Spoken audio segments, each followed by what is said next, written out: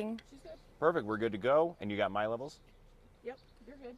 Excellent. Just heading in today, just tell us the latest information. Okay, so overnight we saw good relative humidity increases, which really helped moderate the fire activity through the night. This morning, once those humidity levels dip back down, fire activity could start to increase, especially as the temperatures warm up. We also have the winds kind of in our favor today. They are expected to decrease to some degree. With that, we're going to take advantage of that and try and launch some heavy aircraft to help support the fire. We will be utilizing helicopters again, as well as water scoopers. And then, like I said, if we do see those winds in our favor, we will try and launch some heavy aircraft in the form of either single engine air tankers, large air tankers, or a combination of both. Resources are engaged across the fire, kind of a carbon copy of what happened yesterday, working structure protection in the South Fork area, trying to get containment line in on the east side where it pushed out yesterday. Yesterday, due to those high winds and the red flag conditions, the fire pushed out on the east side. It jumped State Route 261, thus initiating that next go status. Today, crews will be focused also at the heel of the fire, which is in Greer, making sure the line in that area holds, monitoring and patrolling that line, because the winds over the last couple of days, while they're going to decrease today, they have been a challenge for firefighters and they have been testing the line. So crews really want to make sure they're strengthening that line, holding it, and then they are holding in those winds. And I just want to know, just for a little bit of background information, when we know when those winds get too strong, that aircraft have to be grounded, what's kind of the threshold if it gets to like 40 miles per hour, things have to be grounded? What's kind of the parameters for that? I don't have the exact number, but it does, when it hits a certain wind speed or mile per hour, they do have to ground aircraft. But again, because the winds are decreasing today from what we saw over the last couple of days, the initial day we had wind gusts up to 65 miles per hour. Yesterday it was between 45 and 50. Once we start to see those higher wind speeds and wind gusts is when we have to ground aircraft. But again, because of the decrease in winds today, we're going to take that opportunity and launch as much aircraft as we can, especially in areas that are inaccessible. Part of the fire is hung up on a ridge top above South Fork, so that's where we need to use the aircraft. Water scoopers were working in that area yesterday, helping support the boots on the ground. And it's important for people to understand that it's not all about aircraft. Aircraft has to work in tandem with the ground resources. The aircraft working is helping slow that fire or cool it down if it's a helicopter support doing bucket work, so that crews can safely engage and start putting that containment line in. And I know last night we were reporting that it was just over 7,000 acres. Are we still at that time frame, or do we have additional growth? We have 7,052 acres still. Obviously, with the way the fire was running yesterday, there could be an increase to that. But right now, 7,052 acres, over 400 personnel assigned to the fire from across Arizona, from out of state as well. We really have a good support system here in Arizona and across the Southwest when it comes to our resources. But not only do we have resources assigned to the incident, but we've had a large mutual aid response as well. And that mutual aid response, again, is from across the state, but they're really directly supporting the local fire departments and the fire districts here in the area, and they're backfilling for them. So what that means is when the fire departments and fire districts here in these communities are working fire suppression efforts out on the line, there's nobody left in their fire departments to run these 911 calls. So the mutual aid response from across the state is backfilling at those stations, and they're running those daily 911 calls to support those local units. I was also wondering, I know a lot of state agencies involved. I think I saw something of Governor Hobbs asking for federal assistance. Any word on federal helping out in any ways in regards to this fire?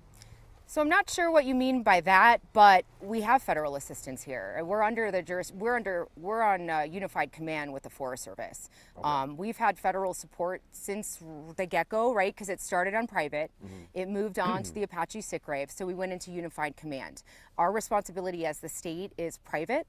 And then, of course, they have the responsibility for federal land. So not only do we have a large support system from our Forest Service partners here, we have the support of the Bureau of Land Management, we have tribal partners engaged, and not just from Arizona, but from across the West as well. Okay, gotcha. Yeah, I didn't know if she was talking about maybe tankers that are federally used for large firefighters?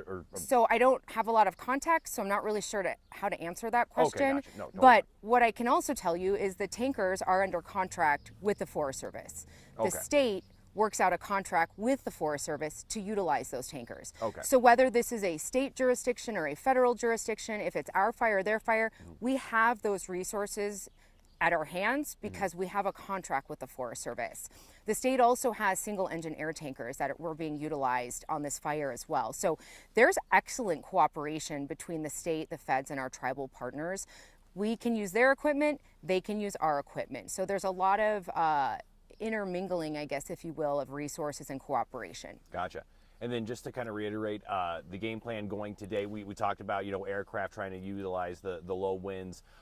Ground crews, are they still focusing on those containment lines on the east side, and then structure protection? Is that also the plan for today? Absolutely. So re-engage with structure protection today in the South Fork area and outlying areas ahead of the fire where there's some outlying properties. Crews are going in there and they're basically laying hose line in case they need to start watering things down, or there's spot fires happening. They're going in and clearing out some debris and brush around the home, so kind of clearing defensible space around the properties. So structure protection is a huge part of the operations. And then of course we have the resources that are engaged with putting in containment line, whether that's hand line, dozer line, or firing operations. So a lot of different tactics being used on this fire as we're working towards full suppression. And then also another thing is, I know, I believe the town of Ingram, maybe Springerville, we're asking folks, hey, to conserve water, to give that as priority to firefighters. I wanted to ask, because yesterday when homes were evacuating, we saw a lot of people just leaving their sprinklers on around their homes. Any kind of thoughts, does that offer protection? Would you say, hey, maybe spray it down a little bit, but firefighters are going to need to use that water? Just kind of your thoughts on that aspect. I mean, that does help. We've had people turn on their sprinklers. We have people that have pumps that they'll pump out of their pool to help spray down operations. If people want to, leave on their sprinklers, of course, that's their prerogative, but we are trying to tap into the system as well. We do have a lot of water resources around us. Again, the water scoopers are pulling out of Lyman Lake. We've got some pumpkins set up for helicopters to dip out of. Helicopters can dip out of nearby reservoirs and such as well. So, if people want to protect their property in any way they can, absolutely they can do that. Again, we do have a huge structure protection group, one group that's just assigned to structure protection, working in and around these communities that are threatened by the fire. Excellent. Then we talked a little bit about it yesterday, the investigation. You said investigators are currently going to the location where we believe this started. Can you tell us any kind of update in regards to that? Are they currently still on their way? Are they here looking into an update on the cause of this? So we do have fire investigators that were assigned to start investigating the fire. They will be arriving at the fire or the point of origin probably by 10 a.m. this morning. Excellent. Because they're having to come up from the valley. Oh, okay. And they were ordered last night. Right. So they kind of overnighted in Payson or wherever they could get, as far as they could get, and then they'll be here this morning. Perfect. I think that wraps up my question. Anything else I didn't add? We talked about the efforts for today. I guess those evacuation locations still the same. The set is still the same from yesterday. Nothing has changed as far as the go or set statuses. State Route 260 is closed, so as we move into the weekend, a good reminder for the people in the valley, kind of don't come up here. The road is closed. Kind of keep the roads open for our fire traffic so that they can get in and out of the area. But a good tool for people as well is az511.com. It's ADOT's traffic site. It provides real live information for traffic and road closure updates. Perfect. Anything I didn't ask you that you think people need to know about? I don't think so. I think we're good. Okay. Sweet. Thank you so much. You're Appreciate welcome. it. Thank you. You're welcome. And thank you. You're welcome. Yeah. Thank you. You ready? Ready? Hey, Oh. Let me get Yeah. Okay, so it sounds like Hey, thank you things so are much.